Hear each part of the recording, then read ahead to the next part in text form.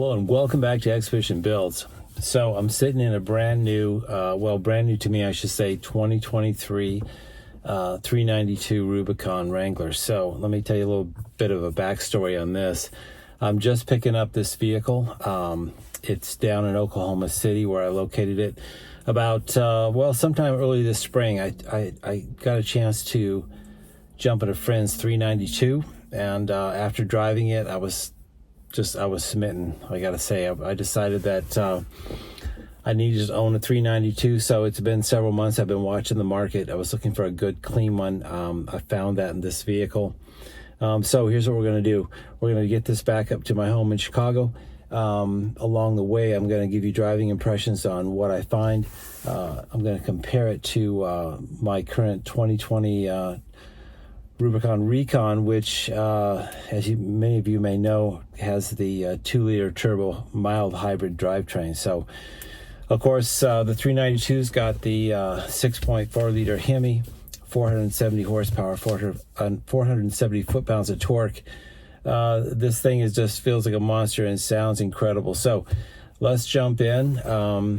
Let's spend about a day and a half of seat time getting it back up to Chicago from Oklahoma City. I'll give you my impressions as well as give you guys a walk around and some detailed shots of what's going on with the 392. So let's jump in, get started, and get to know the 392. Here we go.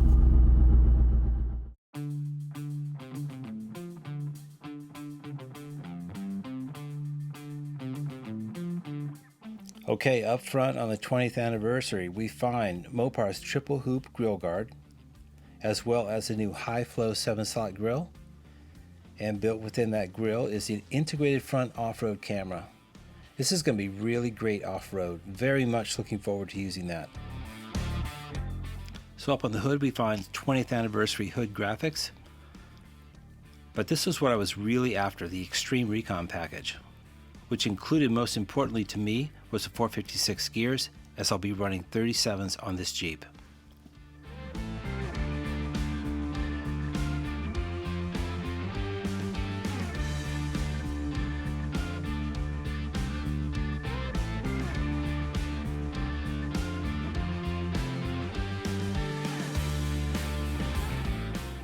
And this I thought was a very cool addition to the 20th anniversary, as we had seen these on the concept vehicles. The onboard air compressor. The Mopar tailgate reinforcement bracket will certainly help me carry that 37.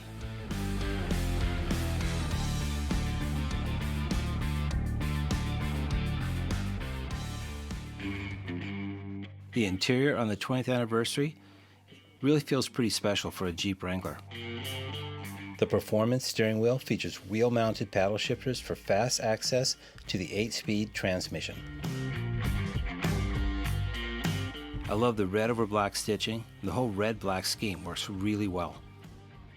And as you can see, they covered the dash in red leather as well. The seats are done in Napa leather, with the front seats having a deeper side bolster, imparting a much sportier feel. And a few more details.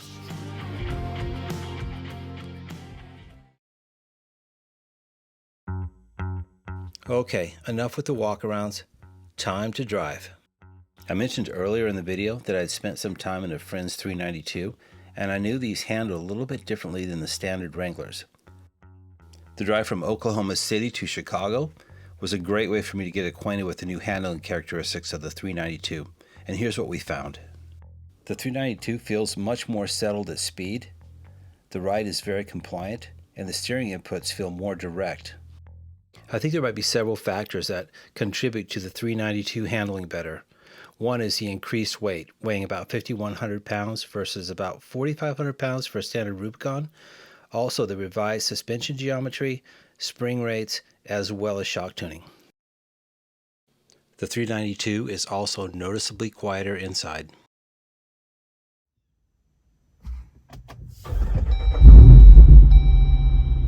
I appreciate the unique, subtle touches found here. All right, so we're behind the wheel of the 392, and You know, I've been fortunate enough to own like 4 Wranglers now, and I gotta tell you, there's something special, something unique about the 392, and the more time I spend with this machine, the more that becomes obvious to me. And I think, topically, you could make the case that, hey, a 392, well, Jeep just shoehorned a 6.4 liter Hemi into a Wrangler, because outwardly they don't look that different. But when you spend a little time behind the wheel of one of these and you delve into the features and you take a look at what Jeep did from an engineering standpoint, you realize that they really did a lot to this vehicle. So let's take some time to jump in and really take a look at what makes the 392 special.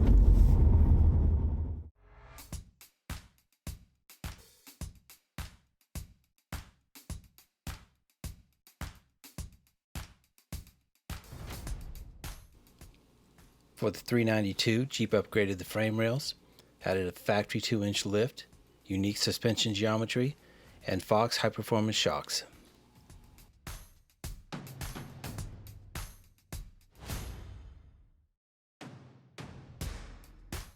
Nearly 75% of the Wrangler Rubicon's 392 peak torque is available just above the engine idle speed. The 392 uses a TorqueFlite 8-speed automatic transmission, as well as a SelecTrack 2-speed transfer case, which provides intuitive, full-time 4-wheel drive. The axles are wide-track, heavy-duty Dana 44 units front and rear with thicker axle tubes and TrueLock electronic locking differentials.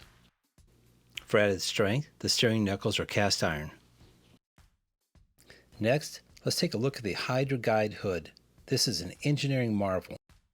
Adopted from the Jeep Gladiator Mojave, a 40mm raised hood with aggressive appearance and a fully functional hood scoop provides cold air intake and greater water fording capability. The Hydra Guide air intake system includes a tri-level ducting system with a series of drains, including a one-way drain in the airbox that separates water up to 15 gallons per minute away from the engine's incoming air. And here's a close-up shot of one of the drains. As I mentioned, a lot of good engineering went into this.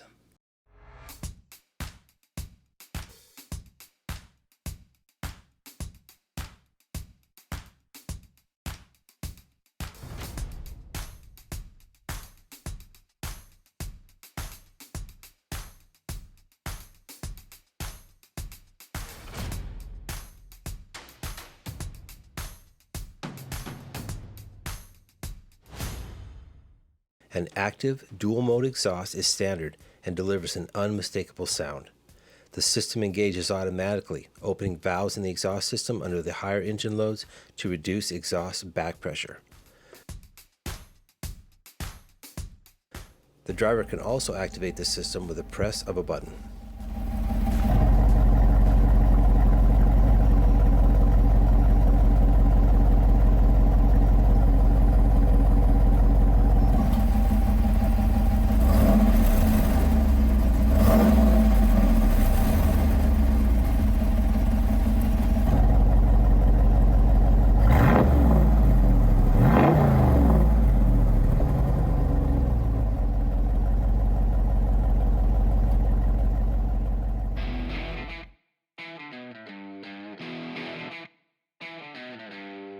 Off-Road Plus offers sand and rock modes. The push of a button maximizes the 392's tractive capabilities.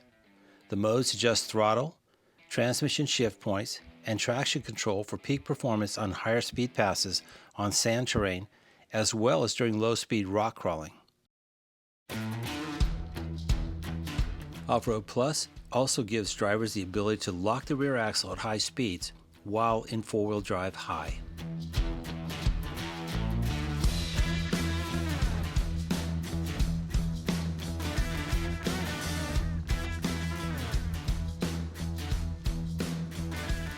The 392's powertrain calibration includes torque reserve and AMAX shifting, accessible when doing a brake torque launch that delivers maximum acceleration for solid pavement launches. Okay, so let's do a quick torque reserve launch. So what we're going to do is foot hard on the brake, get on the accelerator good. We should hear a different tone to the exhaust, and then just let off the brake and see what happens here. Here we go. I don't have Off-Road Plus or anything like that active at the moment. This is how this works. Whoa! Okay. As you can probably tell, my expression is a little bit violent. Insane.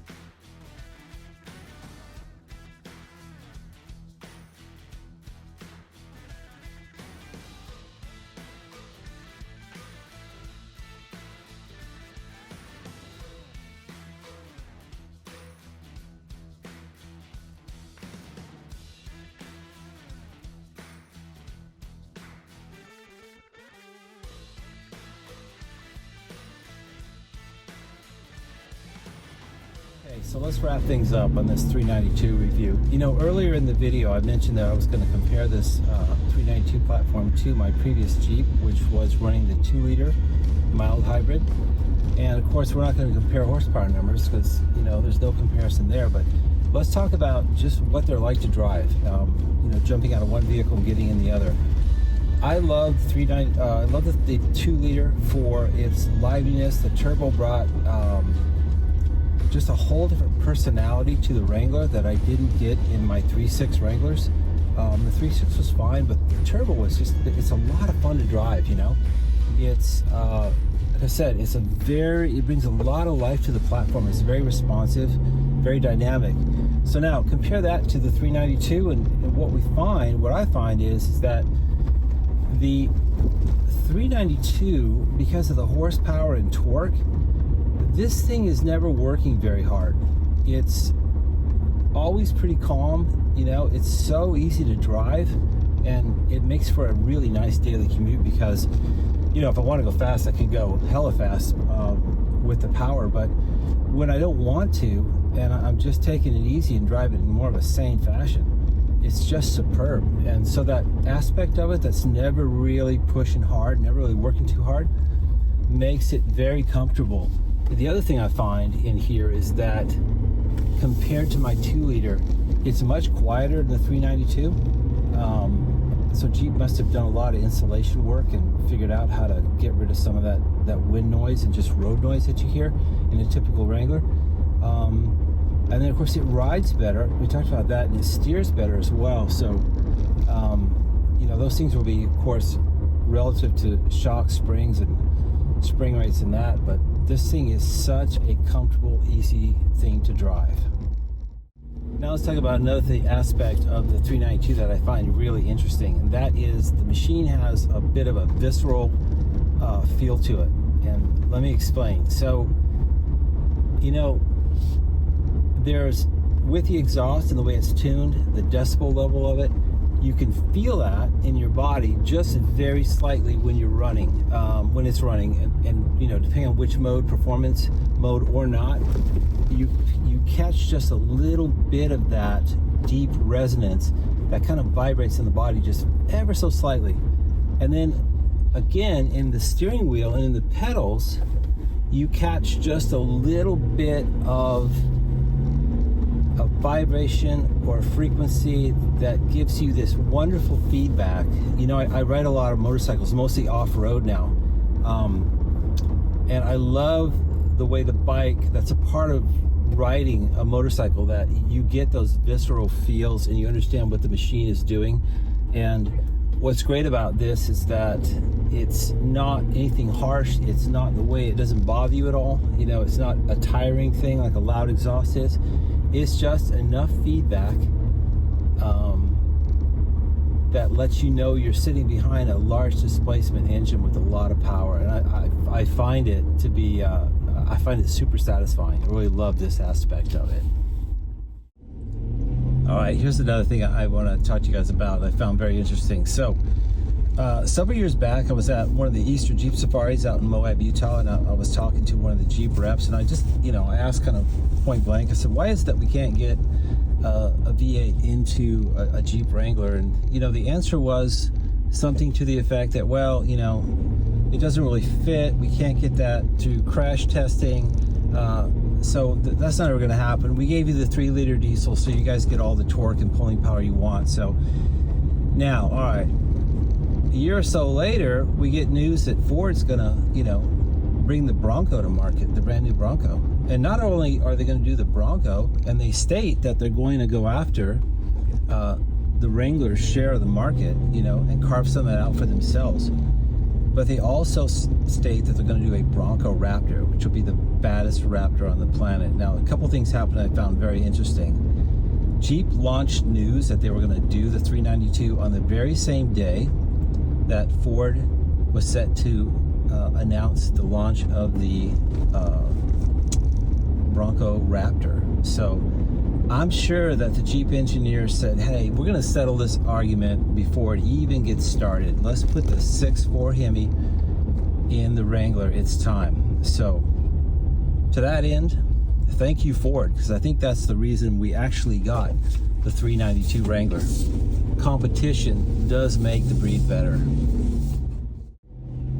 Okay, now here's some final thoughts as we wrap up the video. So you can tell that we really love the 392. So what's next? So stay tuned, because here's what we have planned. This is the ultimate Jeep Wrangler for sure. But there's a few things that the way we're going to use it, I think we can make better. You know, for one, I feel like maybe the suspension in that regard, the springs might be a little bit soft up front.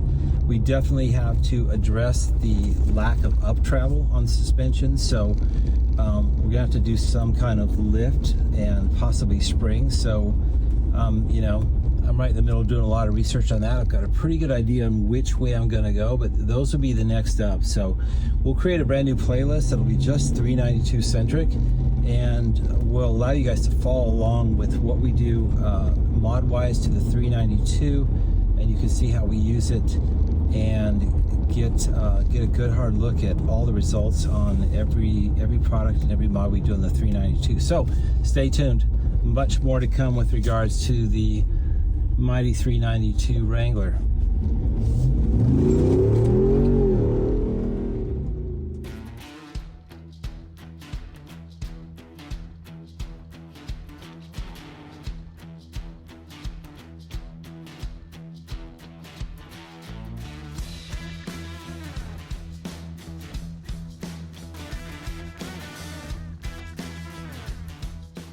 We hope you've enjoyed this video. Until next time, stay safe, and we'll see you on the trails.